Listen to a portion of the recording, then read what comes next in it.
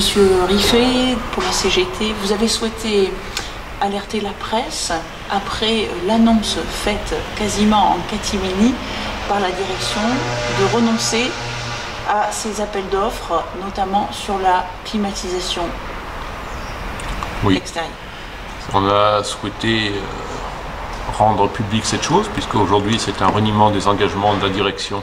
qu'ils ont fait auprès de la préfecture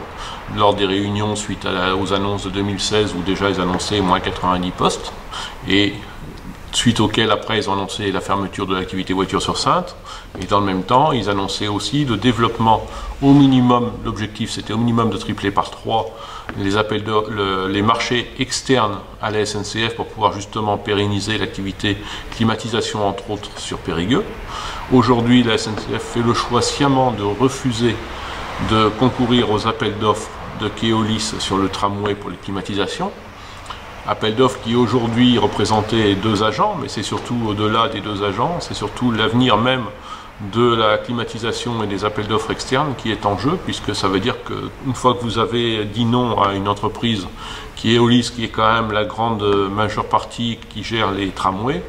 vous leur dites non aujourd'hui, vous refusez de concourir à un appel d'offres, demain ils refuseront de vous recevoir évidemment pour les autres appels d'offres parce qu'ils auront peur que vous les lâchiez encore au milieu du gué.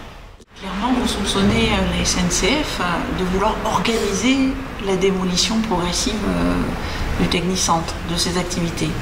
Mais c'est clairement une volonté de la SNCF de casser le développement possible de cette activité climatisation sur Périgueux, sachant que les appels d'offres devraient éventuellement reprendre au 1er janvier 2020, ce qui correspond par miracle avec la fin annoncée du statut des cheminots, et pouvoir permettre de répondre avec des cheminots qui soient moins payés et pas à statut cheminot surtout.